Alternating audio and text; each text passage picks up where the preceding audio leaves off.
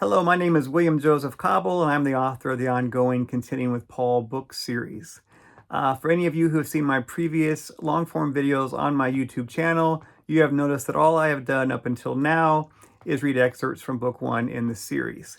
That has worked for me because I am very new to YouTube and somewhat new to being an author. That gave me a chance to sort of figure everything out, the filming and the uploading, etc. One thing you have never seen in any of my videos, whether they were the long ones or the short ones, was any editing. You will never see an edit jump or an edit seam. The camera comes on and I just go for it. And that's what you will see here today, for better or for worse. Maybe it will work out for us, maybe it won't. So I want to talk a little bit about the seven deacons of the book of Acts. They appear first in chapter 6, and they go to the end of chapter 8. And they are the topic of book 4 in my series of books. I'll hold one up for you. This is Contending with Paul 4, the book of Acts, and the calling of the seven deacons. The reason you see this not for resale is because this is a proof copy. The book is not out yet. The book actually does not release until December 10th, 2025. So depending on when you read this, see this video, the book may be out, it may not be out. I will tell you that the initial interest is really, really encouraging. I just have one more pre-sale of book 4 to double the number of pre-sales I had on book 3. So it looks like the interest in the series is growing, and that's a great thing. You might notice if you read the biography, the quick author biography that I have on Amazon, one of the reasons I turned the first book into a series is because it was downloaded, the Kindle version was downloaded over 8,000 times in the first 100 days that I had it on Amazon. Now, I'm a complete unknown. I was an unknown author. I'd never done anything on YouTube, no social media, never read a book before, and then 8,000 copies. So I thought, hey, there is really an interest in these topics, and let's see what we can do as far as expanding this and growing it out. And though book 1 has been my highest selling book, book 3 is my highest scoring. The most recent one released, that was April of this year, is about Paul's co-workers. So not strictly about Paul. The camera doesn't turn quite on him, but it turns to the people next to him. And you'd be amazed. There are some people whose names appear in the New Testament 5 times that you have never heard of. But this book will take those 5 references, tie them together, and create a narrative interwoven with the other narratives of other biographies, and creates quite a story. That book was very popular. It has about 100 reviews. It's over 100 reviews on Amazon, and it's scoring at a 4.8. So this book 4, I thought, let's kind of repeat both book 1 and book 3, at least the structures. So the first 3/4 of this book 4 is only about the seven deacons. What can we know about their story from these chapters where they appear in the book of Acts? But then the last fourth, I kind of do what I did in book 1 and take kind of a historical critical approach to the book of Acts. There's a very specific way that Luke tells his stories, and I don't want to give it away. But once you are aware of it, it enhances the meaning that you get from Luke. I might give you an example of one of those before we close down this video. But let's first talk about the seven deacons. So they first appear in chapter 6, and they're being selected by their community for a specific task. So when the story opens, there's the Christian community in Jerusalem. We are not so long after the death, burial, resurrection, ascension of Jesus. The story of Jesus is still out there and still kind of it's still fresh on the minds. I'll say it that way. So the Christian community is divided into 2 parts, Acts tells us. There are the Hebrews and there are the Hellenists. And we'll go into much more detail in the book, but the Hebrews, most of those are probably the guys that immigrated down from Galilee, Nazareth area. They've come to Judea, and they are either Aramaic or Hebrew speaking. They're using the Hebrew version of the Jewish scriptures. They're more culturally Jewish, and they seem to have a more, seem to hold the Jerusalem temple in the higher esteem. Of course, being Christians, that would modify a bit how they saw the temple, but it's part of them. This might be similar to a LDS person growing up in Salt Lake City, right? The temple there looming large, not just the temple, but the history of the temple, the lore of the temple, the spectacle of the temple. They may have participated in some of the rites within the temple, so the temple kind of resonates with them in a different way.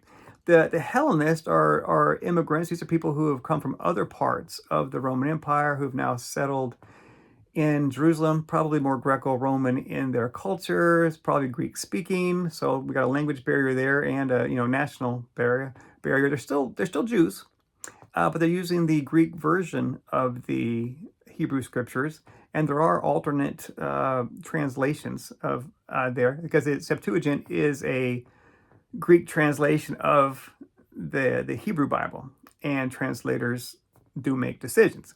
And so you'll find some things that are different, but that would have given them a different scriptural base somewhat from the Hebrews. It seemed far more accepting of Gentiles into the Christian faith than do the Hebrew Christians at this point. And dare we say it, the temple just doesn't loom in their psyche in the same way that it does for the Hebrews. Now, this designation of Hellenists and Hebrews is how Luke has divided this community. We don't know if those are terms that would have been used on the ground in the first century, but it gets the point across. Now, something arises within the Hellenist community, and the 12 apostles, who are Hebrews, allow the community to pick 7 men from amongst themselves to handle this issue, and they do. And it's interesting that all 7 men, the 7 deacons, all bear Greek names, showing that they came out of this community. There's only 2 really that we get much information about. There are some Christian legends and Christian traditions that carry on information about the other 5. Now, these guys, they come into the story, but they kind of get lost in modern Christian storytelling.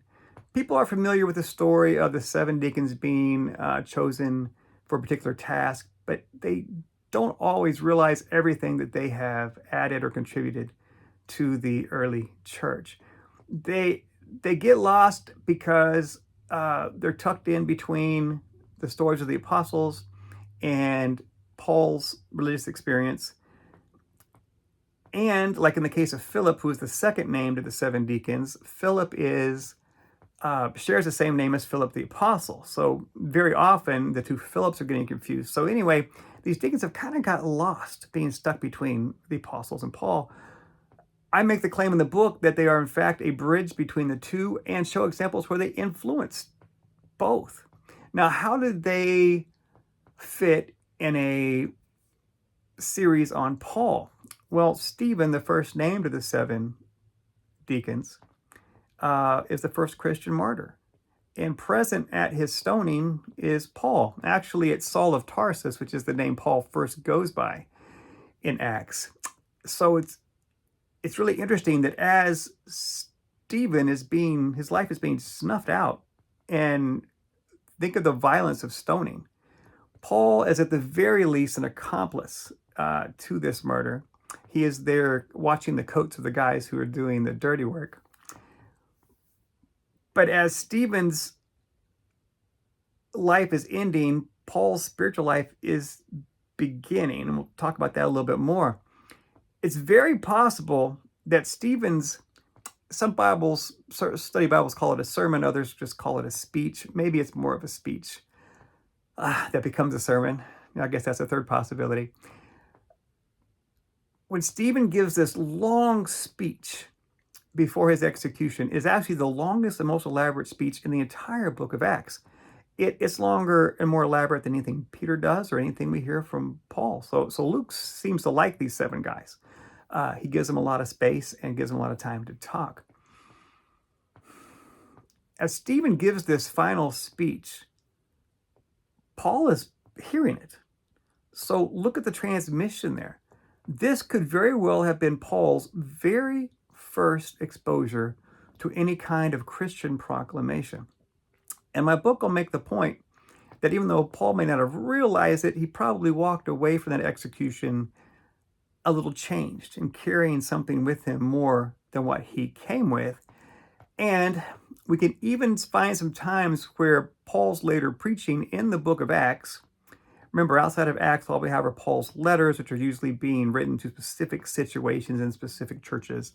But in Acts, where we actually get some sermons of his, we can find the ideas from Stephen and even some of his vocabulary in those later sermons. So was there transmission? Could we have the case where Paul walked away with this memory of Stephen in his mind? He had his own religious experience later. And as he began himself proclaiming the Christian message, showing Stephen's influence, that Stephen's beliefs that were espoused get embraced by Paul. The second deacon who is mentioned is Philip. And Philip is just incredible. First of all, let me say this. These guys are called deacons, and it's addressed in the book. Are they really deacons in the way that we would use the term today? Probably not, but there's some reasons why that term is used. They get discussed. But these guys were selected for a specific situation that would have required service, and service to those who could not care for themselves, which is kind of the model of the deacon today, right? But they end up preaching, they end up evangelizing. I'm taking these guys as a whole, as a group. Philip is baptizing. It's just amazing what they do once you get past that initial story of why they were selected and what they were selected for. So Stephen, the first Christian martyr. Philip is the first to go into Samaria. There's a whole adventure there. In fact, he's the first to go into Samaria. Samaria responds greatly to his message, so much so that the apostles back in Jerusalem hear about it and send Peter and John in to investigate. So we see one of these deacons influencing the apostles. It's kind of amazing. After that adventure, Philip has his run-in with the Ethiopian eunuch, which leads to the baptism of the eunuch. And then Philip has a whole nother adventure that a lot of people don't realize. We think his story ends there with the eunuch, but there's something more that happens. He has a little journey ahead of him before he settles down. Now, we saw Paul at the very beginning of his contact with Christianity with Stephen. Stephen's being martyred. Paul is witnessing it. Interestingly enough, years later, after everything I've already mentioned, Paul is making his final journey to Jerusalem, where he will be arrested and then imprisoned later for 2 years. Will ultimately end up in Rome, where church tradition says he will be martyred himself. But on his way to Jerusalem, he lands at the port city of Caesarea, and that is where Philip has settled. That gets examined in the book. We can tell that Philip has been at work there. But Paul goes and stays several days with Philip. So it's very interesting that the 7 are there at the beginning for Paul and right at the end. They also stay tethered with Paul by circumstances. So, for instance, there's a huge purge that occurs after the death of Stephen. The crowd wasn't satiated by their murder of Stephen. They then kind of turn on all of the Hellenist Christians, and they get scattered into these other lands. That's how Philip gets to Samaria, actually. Well, after Paul's religious experience, he goes to Damascus. Then he has to escape from Damascus. And the next thing he does is come down to Jerusalem. The 7 aren't there, but what he experiences is kind of the the environment left by the purges. So again, connected, kind of tethered by events there. And then he ends up having to flee Jerusalem. There's other cases like that where kind of indirectly situations are involving Paul. So it seemed really fitting that these guys would fit into a series on Paul. Let me give you one other. This is speculation. Philip ends up, according to Acts, settled in the city of Caesarea. We know that Paul meets with him there for several days before going on to Jerusalem, where he'll be arrested. And it does not say that Philip accompanied Paul. There are believers from Caesarea that accompany Paul, but not Philip himself to Jerusalem. It could be that Philip never, ever returned to Jerusalem after the purge there and the killing of Stephen, which is kind of sad. But we know these two guys are connected. We know that Paul is this great missionary, this apostle to the Gentiles, and you'll see in the book that Philip himself had great success in ministry amongst the Gentiles. When Paul gets arrested in Jerusalem, for his own safety, he gets taken back to Caesarea, where he spends 2 years in prison under Felix and Festus. One of the speculations in the book is that who's in Caesarea? Philip. And they've already touched base. They have become friends, whether Philip was receiving training or wisdom from Paul, whether Paul was just apologizing for what he had done, his part in what had happened to the seven. We're not sure, but once Paul is there and imprisoned for 2 years, that would have given Philip and Paul many, many more opportunities for dialogue, very possibly. And again, nothing is overtly stated in the Bible, but a probability. And those type of things are very interesting, again, where Paul and the seven are connecting. So why am I using the word the seven? I should have said this up front. When we meet Philip again, old man Philip, the one who's receiving Paul as a guest, Acts refers to him as one of the seven. So the 7 deacons get named very similarly to the apostles, right? The apostles are the 12, the deacons are the 7. These are both names given by the Bible. So they kind of become their own thing. So anyway, that's a quick summary and why the 7 are so interesting, why they're worth learning about, and how illuminating them and increasing your knowledge on them actually illuminates Paul, because he's touching base with these guys, but also the events that are in the years in between are they're both groups are getting caught up together. I will give you one quick example of the section on the book of Acts. So one of the interesting things that Luke does as a historian is he parallels. So constantly in the book of Acts, he's paralleling stories to previous stories that occurred in Luke, and even a couple times in Mark, the Gospel of Mark, which was one of his sources. And there's a whole chapter called History in Parallel. And this is in the last fourth of the book that focuses mainly on the book of Acts and how it tells its stories. But here is a quick preview to show you why this section is interesting and how it relates to Paul and the 7.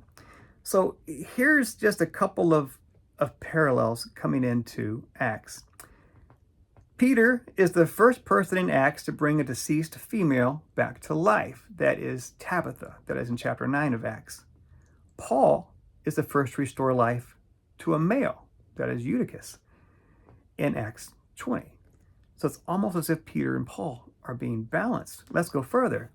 Peter is the first to bring a Gentile man into the faith. That is Cornelius in Acts chapter 10. Paul is the first to bring a Gentile woman into the faith. That is Lydia, but she was a proselyte to Judaism first. But still seems like there's some balancing going on here. Peter is prepared by a vision for his encounter with Cornelius. That is Acts chapter 10. Paul is prepared by a vision for his encounter with Lydia. Acts chapter 16. See the parallels? Paul is arrested, but is miraculously freed from imprisonment. That is Acts chapter 6. Paul is arrested, but is miraculously freed from imprisonment. That is Acts chapter 16. I guess I should have said earlier that Luke will parallel the stories in Acts with stories from the Gospel of Luke, Mark, or other stories within Acts. And that's what you're seeing here.